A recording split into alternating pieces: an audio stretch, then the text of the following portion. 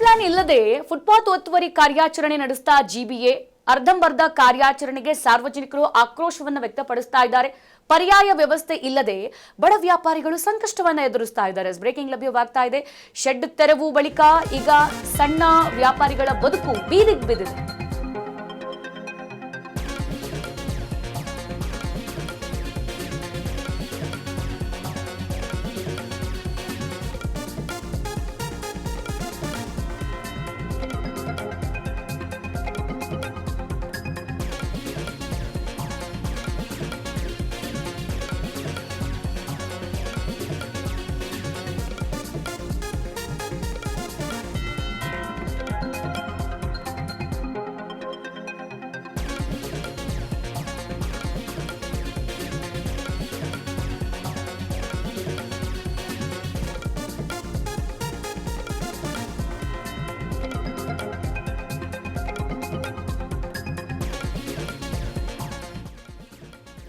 ಸರಿಯಾದ plan ಮಾಡ್ಕೊಳ್ಳದೆ GBA footpath ಒತ್ತುವರಿ ಕಾರ್ಯಾಚರಣೆ ನಡೆಸ್ತಾ ಅಂತ ಹೇಳ್ಬಿಟ್ಟು, ಯಾಕಂತಂದ್ರೆ ಆ ಕಾರ್ಯಾಚರಣೆಯನ್ನು ಕೂಡ ಸರಿಯಾಗಿ ಮಾಡಿಲ್ಲ, ಅರ್ಧಂಬರ್ಧ ಕಾರ್ಯಾಚರಣೆಯನ್ನ ಮಾಡಿರೋದು. ಸದ್ಯ ಈಗ ಜಿಬಿಎ ವಿರುದ್ಧ ಸಾರ್ವಜನಿಕರು ಆಕ್ರೋಶವನ್ನ ವ್ಯಕ್ತಪಡಿಸ್ತಾ ಇದ್ದಾರೆ.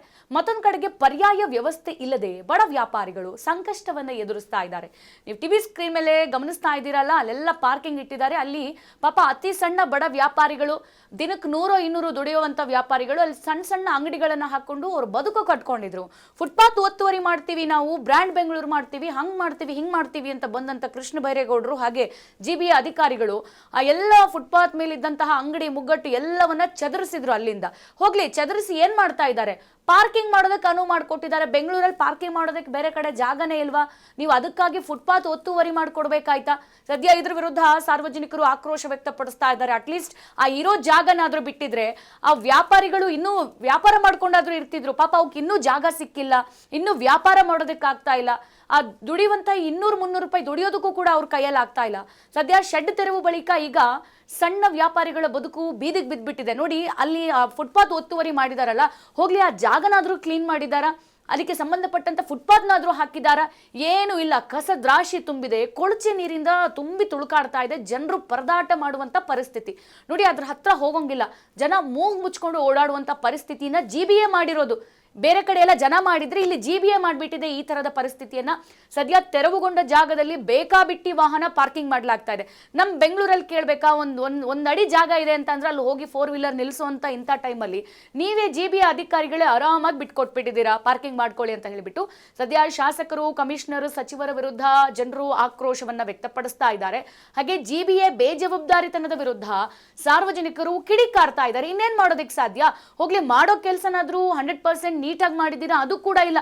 ಬೇಕಾಬಿಟ್ಟಿಯಾಗಿ ಶೆಡ್ಗಳನ್ನ ತೆರವುಗೊಳಿಸಿದ್ದೀರಾ, ಎಲ್ಲ ಹಂಗಂಗೆ ಬಿಟ್ಟು ಹೋಗಿದ್ದೀರಾ. ಈ ಕೆಲಸ ಮಾಡೋದಕ್ಕೆ ನೀವೇ ಬೇಕಿತ್ತಾ? ನಿಮ್ಮ ಅಧಿಕಾರದಿಂದ ಬಿಟ್ಟು, ನಿಮ್ಮ AC ರೂಮಿಂದ ಬಿಟ್ಟು ಬಂದು ಮಾಡ್ಬೇಕಾಗಿತ್ತಾ? ನೀವು ಏನಿಲ್ಲ, ಕುತ್ಕೊಂಡಲ್ಲಿ ಬೇರೆ ಯಾರಿಗಾದ್ರೂ ಹೇಳಿದ್ರು ನಿಮಗಿಂತ ನೀಟಾಗಿ ಮಾಡಿರೋರ ಕೆಲಸವನ್ನ. ಈಗ ಸಾರ್ವಜನಿಕರಿಗೆ ಓಡಾಡೋದಕ್ಕೆ ತೊಂದರೆ ಆಗ್ತಾ ಇದೆ. ಮತ್ತೆ ಅಲ್ಲಿ ಅಂಗಡಿ ನಡೆಸ್ತಾ ಇದ್ದಂತ ಸಣ್ಣ ಪುಟ್ಟ ವ್ಯಾಪಾರಿಗಳು ಕೂಡ ನಿಮಗೆ ಹಿಡಿಶಾಪ ಹಾಕ್ತಾ ಇದ್ದಾರೆ. ಎಸಿ ಕುರಿತಂತೆ ನಮ್ಮ ಪ್ರತಿನಿಧಿ ಅಲ್ಲಿನ ಪ್ರತ್ಯಕ್ಷ ವರದಿಯನ್ನು ಕೊಟ್ಟಿದ್ದಾರೆ, ಬನ್ನಿ ನೋಡ್ಕೊಂಡ್ ಬರೋಣ. ನಾನು ಇವತ್ತು KR ಮಾರ್ಕೆಟ್ ನ ಫ್ಲೈಓವರ್ ನ ಕೆಳಭಾಗದಲ್ಲಿದ್ದೀನಿ. ಯಾಕೆಂತ ಹೇಳಿದ್ರೆ 15-16 ದಿನಗಳ ಹಿಂದೆ ಇಲ್ಲಿ ಏನ್ ಮಾಡಿದ್ರು ಅಂತ ಹೇಳಿದ್ರೆ, ಫ್ಲೈಓವರ್ ನ ಕೆಳಗಿರುವಂತಹ ಶೆಡ್ ಗಳನ್ನ ಎಲ್ಲ ತೆಗೆದ್ರು ಅಂತ ಹೇಳಿದ್ರೆ ಒಂದು ಸಿಂಗಲ್ ಶೆಡ್ ಗಳನ್ನ ಕೂಡ ಬಿಟ್ಟಿಲ್ಲ. ಇಲ್ಲಿ ಪ್ರತಿಯೊಬ್ಬ ಎಷ್ಟು ಜನ ವ್ಯಾಪಾರಿಗಳು ಕೈಕಾಲು ಹಿಡಿದ್ರು ಕೂಡ ಯಾರನ್ನು ಕೂಡ ಬಿಡದೆ ಇಲ್ಲಿ ಏನ್ ಮಾಡಿದಾರೆ ಅಂತ ಹೇಳಿದ್ರೆ ಎಲ್ಲಾ ಶೆಡ್ ಗಳನ್ನ ರಿಮೂವ್ ಮಾಡಿದ್ರು. ಆದ್ರೆ ಈಗ ಸದ್ಯದ ಪರಿಸ್ಥಿತಿ ಯಾವ ರೀತಿ ಇದೆ ಅಂತ ನಾನು ತೋರಿಸ್ತೀನಿ. ಹಾಗೇನೆ ಇಲ್ಲಿ ಇಷ್ಟು ದಿನ ಇಲ್ಲಿ ವ್ಯಾಪಾರ ಮಾಡ್ಕೊಂಡು ಆಮೇಲೆ ಶೆಡ್ ರಿಮೂವ್ ಮಾಡಿ ಆದ್ಮೇಲೆ ಇಲ್ಲಿ ಇದ್ದ ವ್ಯಾಪಾರಸ್ಥರು ಏನ್ ಮಾಡ್ತಿದ್ದಾರೆ, ಎಲ್ಲಿದ್ದಾರೆ ಅಂತ ಹೇಳ್ಕೊಂಡು ಇಲ್ಲಿ ಸ್ಥಳೀಯರನ್ನು ಕೂಡ ಮಾತಾಡಿಸ್ತಾ ಹೋಗ್ತೀನಿ. ಮೊದಲಿಗೆ ಇಲ್ಲಿ ಇವಾಗ ಶೆಡ್ ಗಳನ್ನ ರಿಮೂವ್ ಮಾಡಿ ಸದ್ಯದ ಪರಿಸ್ಥಿತಿ ಯಾವ ರೀತಿ ಇದೆ ಅಂತ ಹೇಳ್ತೀನಿ.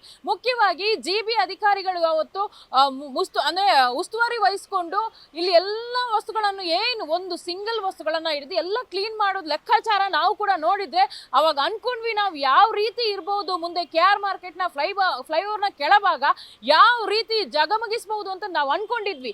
ಆದ್ರೆ ಅದು ಶುದ್ಧ ಸುಳ್ಳು. ಯಾಕೆಂತ ಹೇಳಿದ್ರೆ ಫ್ಲೈಓವರ್ ನ ಕೆಳಭಾಗ ಈಗ ಅಂದ್ರೆ ಕೊಚ್ಚೆ ಕೊರಂಡಿ ಕಸ ಕಡ್ಡಿ ಎಲ್ಲನೂ ಕೂಡ ಏನ್ ಮಾಡಿದ್ರೆ ಇಲ್ಲೇ ಬಿಟ್ಟು ಹೋಗಿದ್ದಾರೆ. ಜಿಬಿ ಅವರ ಮುಖ್ಯ ಕೆಲಸ ಏನು ಅಂತ ಹೇಳಿದ್ರೆ ಬೆಂಗಳೂರನ್ನ ಶುಚಿಯಾಗಿ ಇಟ್ಕೊಳ್ಳೋದು, ಕ್ಲೀನ್ ಸಿಟಿ. ಆದ್ರೆ ಇವತ್ತಿದು ಕ್ಲೀನ್ ಸಿಟಿ ತರ ಇದೆಯಾ? ಅವತ್ತು ಮಾಡಿದ್ರು ಅರ್ಧಂಬರ್ಧ ಕೆಲಸ ಮಾಡಿ ಹೋಗಿದ್ದಾರೆ. ಹಾಗಾದ್ರೆ ಇಲ್ಲಿ ಇರುವ ಅಂದ್ರೆ ಈಗ ರೋಡ್ ಸೈಡಲ್ಲಿ ಓಡಾಡ್ತಿರುವವರು ಪಾದಾಚಾರಿಗಳು ಇರ್ಬೋದು ಅಥವಾ ಯಾರೇ ಸಣ್ಣ ಪುಟ್ಟ ವ್ಯಾಪಾರ ಮಾಡ್ತಿರೋ ಇರ್ಬೋದು, ಈ ಸ್ಮೆಲ್ಲಿಗೆ ಹೆಂಗಿರಬೇಕು, ಯಾವ ರೀತಿ ಇರಬೇಕು, ಕಾಯಿಲೆ ಎಲ್ಲ ಬಂದರೆ ಯಾರು ನೋಡ್ಕೋತಾರೆ?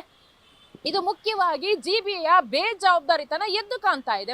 ಅವ್ರ ಕೈಲಿ ಆಗಲ್ವಾ, ಕೆಲಸವನ್ನ ಮಾಡಬಾರ್ದಿತ್ತು, ಇಲ್ಲಿರುವ ಶೆಡ್ಗಳನ್ನ ಅವ್ರು ತೆಗಿಬಾರ್ದಿತ್ತು. ಆದ್ರೆ ಅವತ್ತೇನು ಹೇಳಿದ್ರು, ಇಲ್ಲಿ ಗಾಡಿಗಳು ಓಡಾಡುತ್ತೆ, ಪಾದಾಚಾರಿಗಳು ಓಡಾಡ್ತಾರೆ ಅಂತ ಹೇಳಿದ್ರು.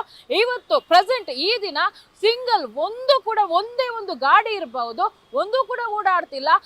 ಅಂದ್ರೆ ಇಲ್ಲಿ ಇರೋರ್ನ ದಬ್ಬಾಳಿಕೆ ಮಾಡಿ ಎಬ್ಬಿಸಿದ್ರ ಅಂತಾನೂ ಗೊತ್ತಾಗ್ತಿಲ್ಲ.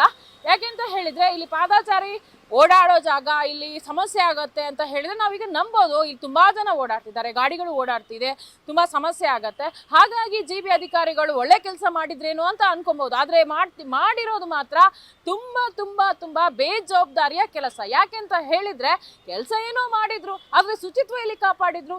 ಜಿಬಿ ಅವರು ಅಂದ್ರೆ ಬೇಜವಾಬ್ದಾರಿತನ ಎದ್ದು ಕಾಣ್ತಾ ಇದೆ. ಹಾಗಾದ್ರೆ ಜಿಬಿ ಕಮಿಷನರ್ ಹಾಗೆ ನಗರಾಭಿವೃದ್ಧಿ ಸಚಿವರಾದಂತಹ ಕೃಷ್ಣ ಬೈರೇಗೌಡರು ಏನ್ ಮಾಡ್ತಾ ಇದ್ದಾರೆ ಅಂದ್ರೆ, ಇಲ್ಲಿ ಅರ್ಧಂಬರ್ಧ ಕೆಲಸ ಮಾಡ್ಕೊಂಡು ಅವ್ರಿಗೆ ಎಷ್ಟು ಬೇಕು, ಯಾಕೆಂತ ಹೇಳಿದ್ರೆ ಶೆಡ್ಗಳನ್ನ ರಿಮೂವ್ ಮಾಡಿದ್ರು, ಹಾಗೇನೆ ಅದನ್ನ ಅಂದ್ರೆ ಆ ಶೆಡ್ಗಳನ್ನ ಗುಜರಿಗೆ ಮಾರಾಟ ಮಾಡಿದ್ರು ಅನ್ನೋ ಆರೋಪ ಕೂಡ ಕೇಳಿ ಬಂದಿತ್ತು. ಅದೇ ಸಂದರ್ಭದಲ್ಲಿ ಸುಮಾರು 6 ಲಕ್ಷದವರೆಗೆ ದುಡ್ಡು ಪಡ್ಕೊಂಡಿದ್ದಾರೆ. ಇಲ್ಲಿರುವಂತ ಅಂದ್ರೆ ಇಲ್ಲಿ ವ್ಯಾಪಾರಸ್ಥರು ಹಾಕಿರುವ ಶೆಡ್ಡುಗಳನ್ನ ತೆಗೆದು ದುಡ್ಡು ಹೊಡೆಯಕ್ಕಂತಾನೆ ಅವ್ರು ಪ್ಲಾನ್ ಮಾಡಿರೋದಂತ ಇವಾಗ್ಲೂ ಕೂಡ ಹೇಳ್ತಾರೆ. ಯಾಕೆಂತ ಹೇಳಿದ್ರೆ ಅಷ್ಟು ಅಂದ್ರೆ ಏನೋ ಒಳ್ಳೆ ಕೆಲಸ ಅಂದ್ರೆ ಪಾದಾಚಾರಿಗಳಿರ್ಬೋದು, ಸಾರ್ವಜನಿಕರಿಗಿರ್ಬೋದು ಒಳ್ಳೇದಾಗ್ಲಿ ಅಂತ ಮನೋಭಾವನೆಯಿಂದ ಮಾಡಿದ್ರೆ ಇವತ್ತಿಲ್ಲಿ ಕಸದ ರಾಶಿಗಳು ಕೂಡ ಇರ್ತಾ ಇರಲಿಲ್ಲ, ಜನಗಳು ಮೂಗು ಮುಚ್ಕೊಂಡು ಓಡುವಂತ ಪರಿಸ್ಥಿತಿನೂ ಇರ್ತಾ ಇರಲಿಲ್ಲ.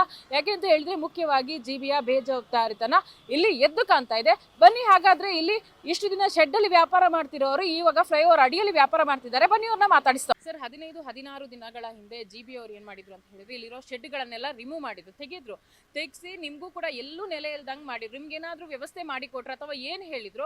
ಹಾಗೇನೆ ಇಲ್ಲಿ ಶೆಡ್ಗಳನ್ನ ತೆಗಿಬೇಕಾದ್ರೆ ನಿಮ್ಗೆ ಒಂದು ನೋಟಿಸ್ ಕೂಡ ಕೊಟ್ಟಿಲ್ಲ ಅಂತ ಹೇಳ್ಕೊಂಡು ಇಲ್ಲಿರೋ ವ್ಯಾಪಾರಸ್ಥರು ಕೂಡ ಆರೋಪ ಮಾಡಿದ್ರು. ಹಾಗೇನೆ ಈಗ ಮುಖ್ಯವಾಗಿ ಏನ್ ಹೇಳ್ತೀರಾ ಅಂತ ಹೇಳಿದ್ರೆ, ಇಲ್ಲಿ ಮುಖ್ಯವಾಗಿ ತುಂಬಾ ಕಸಗಳಿದೆ, ಇದನ್ನ ಯಾಕೆ ಕ್ಲೀನ್ ಮಾಡಿಲ್ಲ ಅಂತ ಹೇಳ್ತೀರಾ ನೀವು? ಒಂದಿನ ಅವ್ರು ಹೇಳಿದ್ರು, ಫಸ್ಟ್ ಹೇಳ್ಬಿಟ್ಟು ಹೋದ್ರೆ ಎಲ್ಲ ಖಾಲಿ ಮಾಡಿಬಿಡಿ, ಡಮಾಲಿಷನ್ ಮಾಡ್ತಾನೆ ಅಂತ ಹೇಳಿದ್ರು. ಆಮೇಲೆ ನೋಡಿದ್ರೆ ಮರನೇ ದಿನ ಬಂದು ಎಲ್ಲ ಡಮಾಲಿಷನ್ ಮಾಡಿಬಿಟ್ರು. ನೋಟಿಸು ಕೊಟ್ಟಿಲ್ಲ, ಏನೂ ಕೊಟ್ಟಿಲ್ಲ. ನಮ್ಮದು ದಿಲ್ಲಿ ಒಳಗೆ ಕೇಸ್ ಇತ್ತು, ಹೈಕೋರ್ಟ್ ಒಳಗೆ ಕೇಸ್ ಇತ್ತು, ಏನೂ ಮಾಡಿಲ್ಲ ಅವರು. ಆಮೇಲೆ ನೋಡಿದ್ರೆ 44 ವರ್ಷ ಬಂದು ನಾವು 21 ಜನ ಮಕ್ಕಳು ಇದ್ದಾರೆ ನಮಗೆ, ನಮ್ಮ ಮಕ್ಕಳೆಲ್ಲರೂ ಇದ್ದಾರೆ. ಏನಂತ ಗೊತ್ತಿಲ್ಲ, ನಾವು ಎಲ್ಲಿ ಕೂತ್ಕೊಳೋದು, ಎಲ್ಲಿ ವ್ಯಾಪಾರ ಮಾಡೋದು ಗೊತ್ತಾಗ್ತಲ್ಲ. ಇವಾಗ ಏನು ಮಾಡೋದು ಅವಕಾಶ ನೋಡಬೇಕು. ಅವ್ರು BBMP ಅವರು ಏನು ಮಾಡ್ತಾರೆ ಏನಂತ ಗೊತ್ತಿಲ್ಲ. ಅವರು ಏನು ಬೇಕಂತ ಮಾಡಿದ್ದಾರೆ, ಬೇಡ ಅಂತ ಮಾಡಿದ್ದಾರೆ. ಒಂದೊಂದು ಅಂಗಡಿ ನಾವು ಕಷ್ಟ ಬಿಟ್ಟು ಸಂಪಾದನೆ ಮಾಡಿದ್ದಿಲ್ಲ. 44 ವರ್ಷ ಬಂದೆ ನಾನು ಇಲ್ಲಿ, ಯಾರು ಬಂದು ನೋಟಿಸು ಕೊಟ್ಟಿಲ್ಲ. ಒಂದೇ ಸರಿಗೆ 2 ದಿನ ಹೇಳಿದವರು ಎಲ್ಲ ಎದ್ಬಿಡಿ, ಎಲ್ಲ ಡಮಾಲಿಷನ್ ಮಾಡ್ತಾರಂತ. ಈ ಅಂಗಡಿ ಎತ್ತೋ ಜಾಗದೊಳಗೆ ನಮ್ಮ ಅಂಗಡಿ ಎದ್ಬಿಟ್ರು. ಇದೆಲ್ಲ ಕಚರ ನೋಡಿ ಹೆಂಗೆ ಬಿಟ್ಬಿಟ್ಟಿದ್ದಾರೆ. ಯಾರು ಅಂತ ಹೇಳೋದು ಗೊತ್ತಾಗ್ತಲ್ಲ, ಯಾರಿಗೆ ಹೇಳೋದು ಯಾರಿಗೆ ಬಿಡೋದು ನಮಗೆ ಅರ್ಥನೇ ಇಲ್ಲ. ನಮ್ಮ ವ್ಯಾಪಾರ ಇಲ್ಲ, ನಮಗೆ BP ಶುಗರ್ ಹಾರ್ಟ್ ಇದೆ, ನಮಗೆ ಆಗೋಕ್ಕಿಲ್ಲ ಇಲ್ಲಿ ಇದು ಮಾಡೋಕ್ಕೆ. ಅದೇನು ಮಾಡ್ತಾರೆ ನೋಡೋಣ, ಇವತ್ತು ನಾಳೆ ಅಂತ ಹೇಳ್ತಾ ಇದ್ದಾರೆ. ಏನು ಮಾಡ್ತಾರೆ ಗೊತ್ತಿಲ್ಲ. ನಮ್ಮ ಲಾಯರ್ ಕೂಡ ಮಾತಾಡ್ತಾ ಇದ್ದಾರೆ, BBMP ಅವ್ರಿಗೆ ಕೊಡೋಕ್ಕಿಲ್ಲ ಅಂತ ಹೇಳ್ತಾ ಇದ್ದಾರೆ. ನೋಡೋಣ ಏನು ಮಾಡ್ತಾರೆ ಅಷ್ಟೇ ಮೇಡಮ್. ಸರ್, ಇವಾಗ ಶೆಡ್ಗಳನ್ನ ತೆಗಿಬೇಕಾದ್ರೆ ನಿಮ್ಗೆ ಅಂದ್ರೆ ಇಲ್ಲಿ ಪ್ರತಿಯೊಬ್ರು ವ್ಯಾಪಾರಸ್ಥರು ಅವ್ರನ್ನ ಬೇಡ್ಕೊಂಡ್ರು, ಕೈಕಾಲು ಹಿಡಿದ್ರು, ದಯವಿಟ್ಟು ತೆಗಿಬೇಡಿ, ಇಷ್ಟು ದಿನ ಕಾಲಾವಕಾಶ ಕೊಡಿ ಅಂತ. ಅದು ಬಿಟ್ಟು ನೀವು ಹೊಟ್ಟೆಪಾಡಿಗೆ ಜೀವನ ಮಾಡಲೇಬೇಕು ಅಂತ ಹೇಳ್ಕೊಂಡು ಫ್ಲೈಓವರ್ ಅಡಿಯಲ್ಲಿ ವ್ಯಾಪಾರ ಮಾಡ್ತಿದ್ದೀರಾ. ಹಾಗೆ ಈ ಗಲೀಜ್ಗಳ ಮಧ್ಯೆ ನೀವು ಯಾವ ರೀತಿ ವ್ಯಾಪಾರ ಮಾಡ್ತಿದ್ದೀರಾ ಸರ್? ಏನು ಆರೋಗ್ಯ ಸಮಸ್ಯೆ ಬರಲ್ವಾ? ಜಿಬಿ ಅವ್ರದ್ದು ಮುಖ್ಯ ಉದ್ದೇಶ ಏನು ಅಂತ ಹೇಳಿದ್ರೆ ಇಲ್ಲಿ ಶುಚಿತ್ವವನ್ನ ಕಾಪಾಡೋದು. ಇದೇನು ಸರ್ ಶುಚಿತ್ವವನ್ನು ಕಾಪಾಡೋದು? ನೀವು ಇದಾದ್ರೂ ಗಮನಕ್ಕೆ ತಂದಿದ್ದೀರಾ? ಇಷ್ಟೊಂದು ಗಲೀಜಿದೆ, ಇದನ್ನಾದ್ರೂ ಕ್ಲೀನ್ ಮಾಡಿ ಅಂತ ಯಾರಾದ್ರೂ ಗಮನಕ್ಕೆ ತಂದಿದ್ದಾರಾ ಅವ್ರದ್ದು? 4 ಸಾರಿ ಹೇಳಿದ್ರಿ ನಾವು, ಅದೆಲ್ಲ ಕ್ಲೀನ್ ಮಾಡ್ತೀವಿ ಅಂತ ಹೇಳಿದ್ದಾರೆ. ಆಮೇಲೆ ಕಚರ ಇದೆಲ್ಲ ಮೋರಿ ಎಲ್ಲ ಕ್ಲೀನ್ ಮಾಡ್ಕೋಬೇಕು.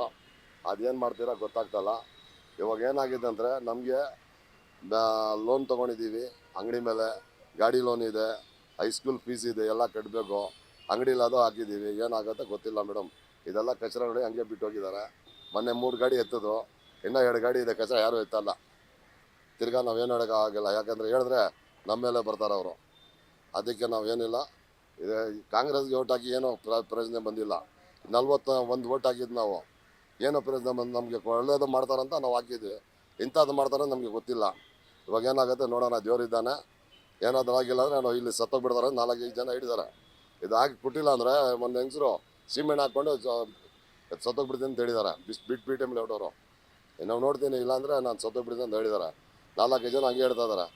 ನಾವು ಏನೋ ಕಷ್ಟ ಬಿಟ್ಟು ಸಂಪಾದನೆ ಮಾಡಿ ಇಲ್ಲಿನೇ ಎಲ್ಲ ಒಳ್ಳೇದು ನೋಡಿದ್ದೀವಿ. ಇವಾಗ ಅದೇ ಇಲ್ಲ ಅಂದ್ರೆ ನಾವೇನು ಮಾಡೋಣ ಮೇಡಮ್? ಕೂಲಿ ಕೆಲಸಕ್ಕೆ ಹೋಗ್ಬೇಕು ಇವಾಗ. ಸರ್